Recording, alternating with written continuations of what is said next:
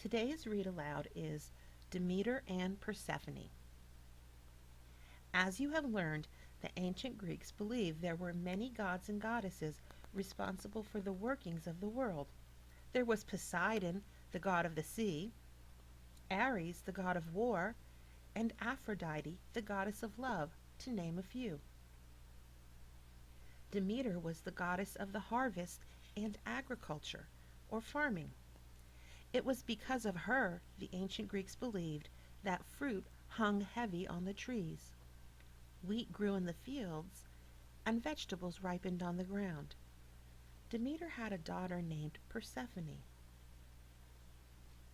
Persephone was known by all the gods and goddesses on Mount Olympus as a beautiful girl, just like her mother. And, just like her mother, she was full of happiness, warmth, and light. As long as the two of them were together, it was summer all year long. Some days, Demeter would take Persephone with her to tend to the crops in the field. On these days, Demeter would work among the crops, and Persephone would play nearby in fields of flowers picking bouquets. On one such day, Persephone strayed farther and farther away from her mother, until, humming a little tune, Persephone was far out of Demeter's sight. Now, Persephone was not just known by the gods and goddesses on Mount Olympus. Hades, Zeus's brother and the god of the underworld, had also taken notice of her. As the god of the underworld, Hades lived underground and oversaw the souls of the dead.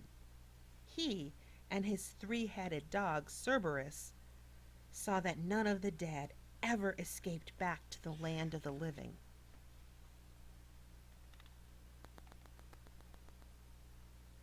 Hades had fallen in love with Persephone, and the king of the underworld wanted to make her his queen. On that day, as Persephone drifted away from her mother, Hades harnessed his 4 black horses to his golden chariot. As Persephone bent down to pick one last flower, she could hear the faint sound of hoofs beating. Persephone stood up and looked around, and as she did, Hades tore open the ground that separated the underworld from the land of the living and grabbed Persephone. He spirited her away back to the underworld in his chariot.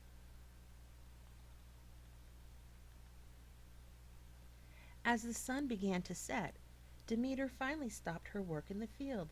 "Persephone!" she called out, ready to take her daughter home. There was no answer. Thinking that perhaps Persephone had not heard her, she called out again, "Persephone!" Demeter heard nothing but the chirps of the evening crickets, and then she began to worry. She searched all night, "Persephone! Persephone!" calling out for her daughter, but no matter where she looked or how loudly she called, she could not find Persephone. As night wore on, Demeter began to look older. Wrinkles formed on her face. Her body grew crooked, and she moved more and more slowly. By the time the sun came up the next day, Demeter was no longer filled with happiness, warmth, and light, but was a bent old woman. In her night of searching, Demeter had not found Persephone, so she turned to the sun god Helios, who sees all during the day, and asked for help.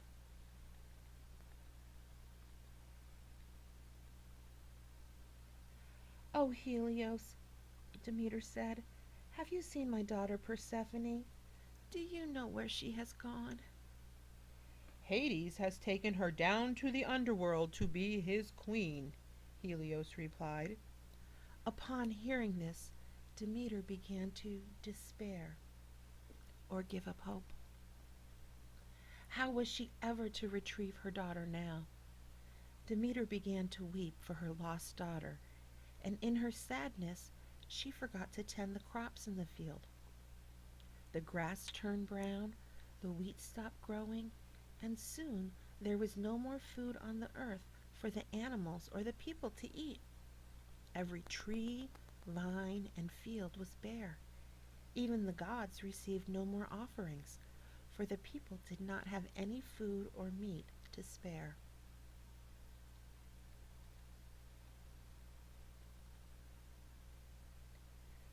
After some time, Zeus saw that the people would starve if nothing was done.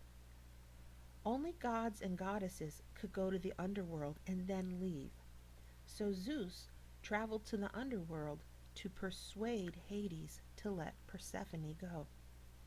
Hades, he said, if you do not return Persephone to her mother Demeter, nothing will grow on earth again. The people will starve. I will gladly return her, Hades said, if she hasn't eaten anything in the underworld. But Zeus, you know the rule.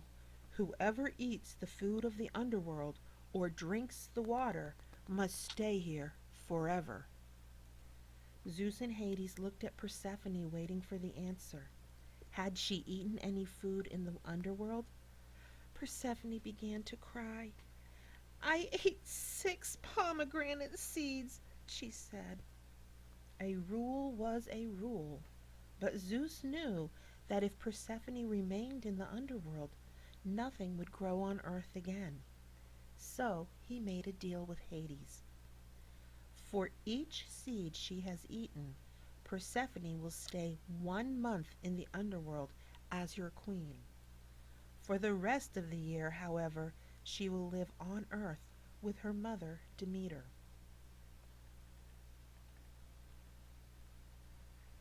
And so it was that for 6 months of the year, Demeter and Persephone were happy together. Fruit, wheat, and other plants sprouted from the ground, and it was spring.